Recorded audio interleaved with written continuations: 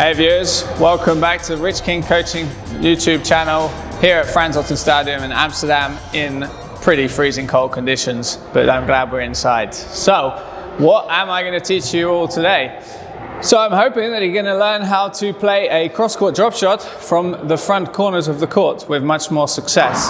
Now what I will say to start off with is when you use the cross-court drop is a sensitive situation because you can open up the court, but it's fantastic to have more tools to use in your game. So I will leave the tactical understanding to you guys of when to play it, but let's see if we have this option in the first place. So what happens is you can play or have to recover, a ball that your opponent has played deep into the front corners of the court, okay? And that's going to require you to get very, very low in your legs and in your lower body position. So I'm going to be really sinking down here. I love to start with the positioning of the lower body because that brings balance and therefore can then bring more control and feeling in your swing and in your hand. Now the swing and how you grip the racket is also very important. It doesn't necessarily change too much because hopefully you will already have a good grip in your swing and in how you hold the racket. But just to reiterate, you're going to have lots of feeling and sensation in your fingertips and the racket sitting more into the fingers, because particularly when you're in the deep corners at the back or in the front corners of the court, as I will be now, there's very limited space. So you're going to have to use probably a little bit of wrist here to get the right angle. You also need to have that dexterity in the wrist, which will only exist if you're gripping in the fingertips, where you've got this kind of lighter ability to move and adjust your racket like it's a little magic wand, okay? If I gripped it too in the palm of the hand or too tightly, I'm already locking up my forearm and my elbow here, and then this ability to move my racket and be more free is a lot more restricted, okay? So I'm on my own, so I'm going to just be feeding myself a couple of different balls. We're going to start with the backhand. So my main key coaching points here, as I said, get down nice and low in the legs and learn to see how that weight transfer from your back leg or back foot onto your front leg can help bring your body down nice and low, and then how you can then kind of slide the back foot and use that back leg there to also then bring your body out of the shot, okay? The second thing, we just talked about the grip and the racket face, but that racket face has to have a more precise cue now from yourself, and that's basically, I'm on my backhand here, so I need to be hitting the left-hand side of this ball and probably underneath it a little bit because it's going to be a very low shot that I'm recovering. So we're going to go a lot on the left-hand side of the ball and a little bit underneath it with the racket, because my racket is going to be nice and open here. So if I show you here with a better angle, I'm going to be cutting through the ball more. And if I'm coming into this area, that's the direction of the ball. If I'm on that forehand side, my racket face is open here and it's coming around the back.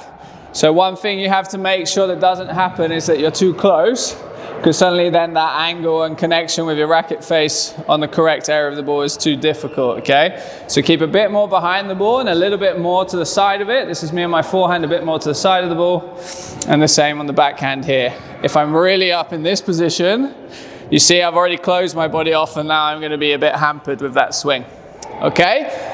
So I'm going to start to feed myself now. I'm going to do the backhand drop, so let's make sure body and ball is nice and warm. We start with a boast. I'm going to play in a few higher ones and then test myself as it goes, okay? So not a bad start, but obviously I said I'm making it a little bit easier to start off with. Oh, he says easier, hits the tin. So dropping down low, coming around the ball. There we go, made up for that tin. Oh, it's a tough one. So there I had to really get down low. Playing in here, look at my position. And just look at how that follow through is also helping me link my movement back to the tee. I really like to do that, where I'm stepping in and coming in and out in one movement. You see, it's a nice flow. So down low, follow through, and I'm already coming back to the tee. A little bit of cut on the ball can also help get that spin. Let's play one more in here at the front. Now let's just show you what happens if you actually come up to the side of the ball too much. Now I have to really break my wrist, okay? It's a very hampered swing. Last couple. See how my approach to the shot there? Keeping my racket and body more on this outside. Let's see if we can finish a fantastic one here. There we go. Okay, now we're going to switch over to the forehand side. Similar thing with the boast. I'm going in with my left leg here. I like this side a lot, that just proved it. Nice and light with the grip. Okay, so these ones are relatively high, so play one in a little bit lower. See how I'm mostly using my legs and the follow through. Little adjustment there. Notice how that was an open stance. This is also then off the left leg. Here's shorter one. You see, because it's not much movement there with my swing, but it's all with the legs. Okay, and that gives me that option to then get a slightly different angle for my opponent. Last couple.